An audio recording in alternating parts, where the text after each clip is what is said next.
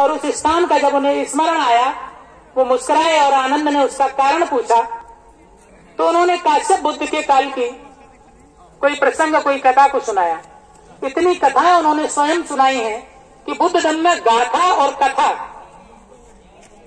गाथा मतलब गेय, जिसे पद के रूप में गाया गया है। जैसे धम्म पद है तो उसमें सारे पद हैं, वो गेय है, इसलिए उसे गाथा के रूप में जानते हैं। धम्म पालन गाथा बोलते हैं ना, तो ये गाथाएं हैं। और उसके बाद जो अमृत शब्द है, कुछ लोगों का ऐसा भी कहना था कि अमृत जैसी संकल्पना तो बौद्ध धर्म में है ही नहीं। तो धम्म पद का दूसरा जो वर्ग है अपमाद वर्ग। अपमाद वर्ग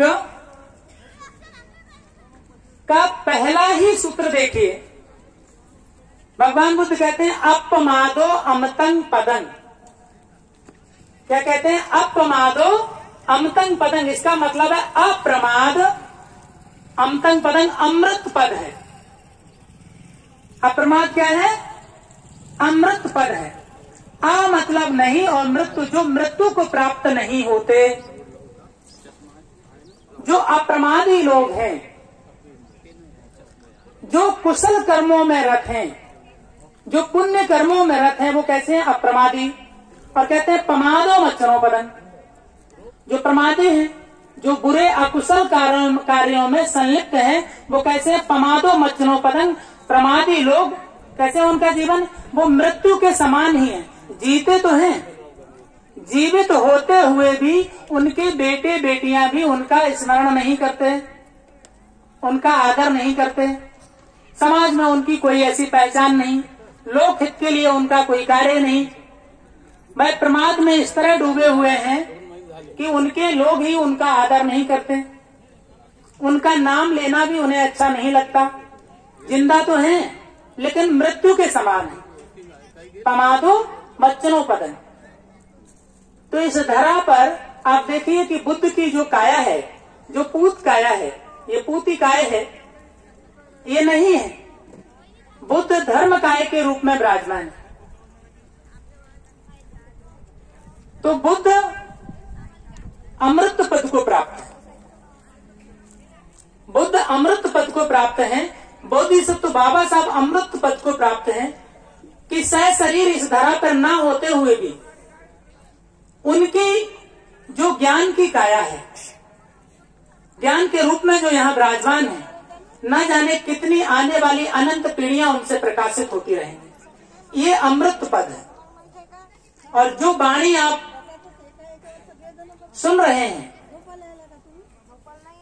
पता नहीं कौन सी बात किसके जीवन को बदल दे, तो ये अमृत रसपान है।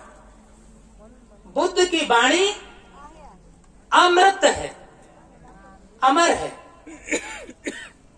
ये अमर कथा है और ये अमृत रसपान और ये अमृत कथा को आप श्रवण कर रहे हैं।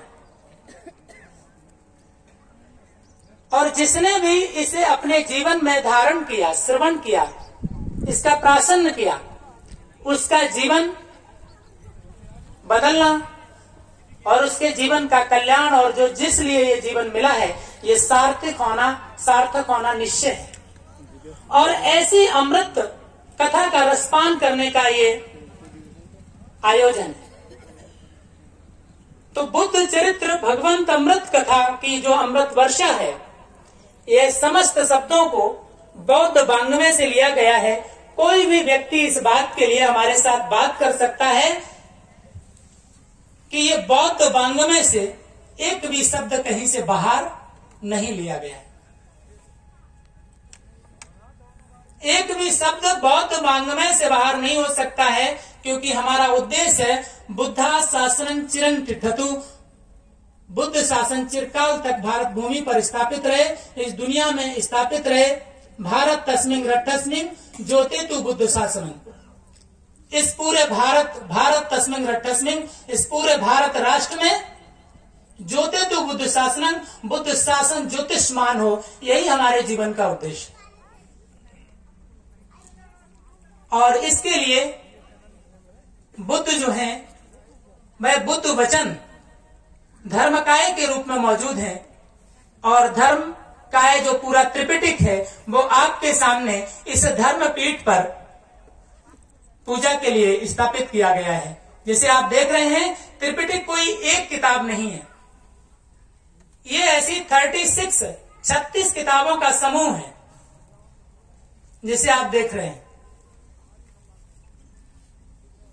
और जो पंडित शब्द है, ये पंडित का भी मतलब होता है जिसने पठन पाठन और पांडित्य पर अधिकार प्राप्त किया है। और ये पंडित वर्ग धम्मपद का वर्ग है, एक अध्याय ही है कि बुद्ध कहते हैं पंडित किसे कहें। बुद्ध ने अपने शिष्यों को, जो किसी भी उपेक्षित समाज से भी आए हैं, लोगों ने जिनकी निंदा की, जिनको उपेक्षित किया, जिनके साथ अन्याय किया, उत्पीड़न किया, बुद्ध ने ऐसे लोगों को गले लगाया। और उन्हें गले ही नहीं लगाया तो उन्होंने सर्वोच्च स्थान उनको दिया। और दुनिया में सर्वोच्च स्थान होता है गुरु का। दुनिया में सर्वोच्च स्थान किसका होता है? और गुरु का काम क्या होता है? अध्ययन और अध्यापन। गुरु का काम क्या होता है? अध्ययन और अध्यापन। तो सबसे श्रेष्ठ व्यक्ति कौन है? जो सबसे ज्यादा ज्ञानी है। और ज्ञानी वही होगा जो अध्ययन और अध्यापन का कर्म करता है, और उसको हम गुरु कहते हैं। तो किसी भी ऐसी निम्न परंपरा से आए हुए व्यक्ति को बुद्ध ने ज्ञान के उस उच्चतम अवस्था में प्रतिष्ठित किया और उसको गुरु बना दिया। और गुरु का जो दर्जा है वह जीवन में सर्वोपरि होता है। चाहे कितनी भी निम्न स्थिति से आया हो, उसे सर्वोच्च दर्जा प्राप्त कराया। और भारतीय परंपरा में ही नहीं तो पूरी दुनिया में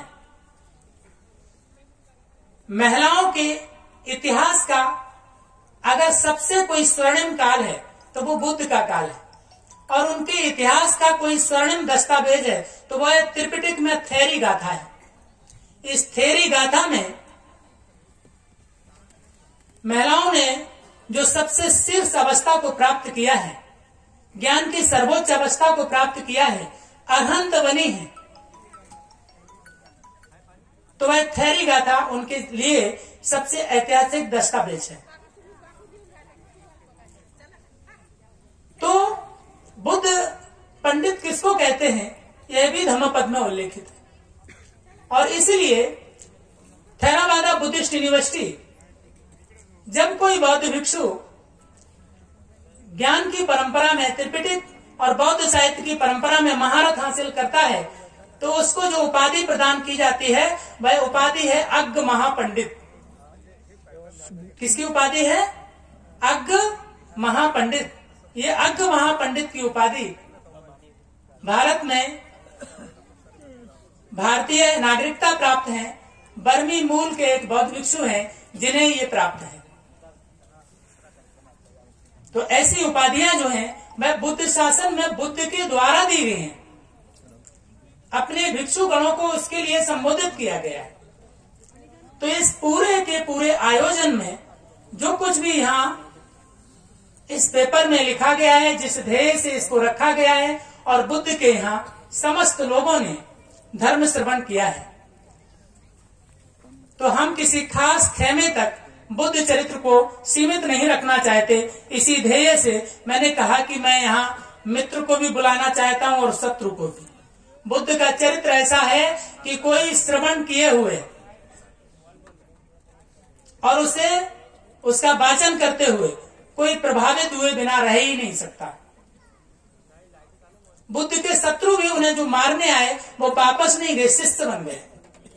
ये ऐसे व्यक्तित्व का जीवन चरित्र है जो राजमहल में नहीं रहे।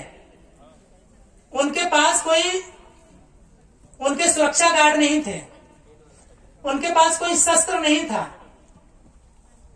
लेकिन शत्रुओं को उन्होंने मुंह से जो कह दिया और हाथ उठा दिया, इतने मात्र से पराजित कर दिया।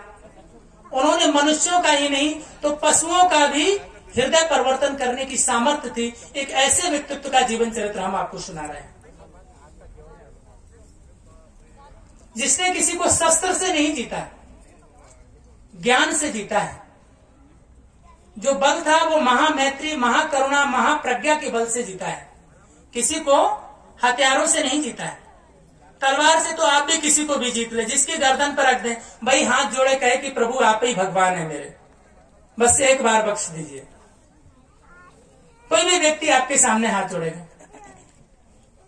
लेकिन बुद्ध एक ऐसे अद्भुत चरित्र हैं जिनका हम जीवन चरित्र, एक ऐसी दिव्य विभूति का जीवन चरित्र हम श्रवण कर रहे हैं। मैं इतनी ही बातें कहते हुए मुझे लगता है कि संभवतः हमारे इस पूरे पेपर में जिस बात से लोगों को बहुत सारे प्रश्न थे, मुझे लगता है कि वह प्रश्न आज मैंने स्पष्ट किए हैं। फिर भी कुछ रह जाएगा तो हम जरूर उनके साथ स्पष्ट करेंगे, और कभी भी वह हमारे साथ, मैं चाहता हूं कि आप हमारे हैं और हम आपके हैं। दूर से ही कुछ मन में भ्रम पाल के ना रह जाएं, हमारे साथ बैठ के संवाद करेंगे तो बहुत अच्छा होगा। और इस संवाद करने के साथ हम समझते हैं हम वैचारिक तौर पर या तो हम आपके हो जाएंगे या फिर आप मेरे हो जाएंगे, और इसी बात की जरूरत है कि या तो आप बहुत ज्ञानी हैं तो हम आपके ज्ञान की कद्र करते हैं, इज्जत करते हैं, और मैं उसे स्वीकार करना चाहता हूं, मैं उसका श्रवण करना चाहता हूं। मैं काम कर रहा हूं, मैं गलत भी हो सकता हूं। अगर कोई मुझे ठीक करना चाहे, मुझे सही रास्ता दिखाना चाहे, तो हम ऐसे व्यक्ति का हृदय से स्वागत करते हैं कि वह हमारा मार्गदर्शन कर सकते हैं, और जरूर हम उस बात को स्वीकार करेंगे। लेकिन मन में कोई ऐसा भ्रम नहीं पाले, और इस भ्रम से आप समाज में और भ्रांतियां फैलाने का काम करेंगे। बेहतर है कि जो लोग काम कर रहे हैं उनके साथ बैठ के चर्चा की जाए, और उस चर्चा में ये बात स्पष्ट हो जाएगी। मुझे लगता है कि जो आप कह रहे होंगे वो ठीक है तो उसका अनुकरण करेंगे, और यदि आपको लगता है कि मैं जो कह रहा हूं वह न्याय संगत है तो फिर उसे भी मानने में कोई हर्ज नहीं है। इतनी ही बातें कह के मैं यहां रुकता हूं। मैंने बहुत समय लिया। मैं आप सबके लिए हार्दिक मंगल कामना करते हुए पूज्य भंते जी को क्षमा चाहूंगा कि मैं यहीं पर अभी रुकता हूं, और वह अपने आगे ये बुद्ध जीवन चरित्र की जो कथा है हम सबको श्रवण कराएं। पूज्य भंते जी।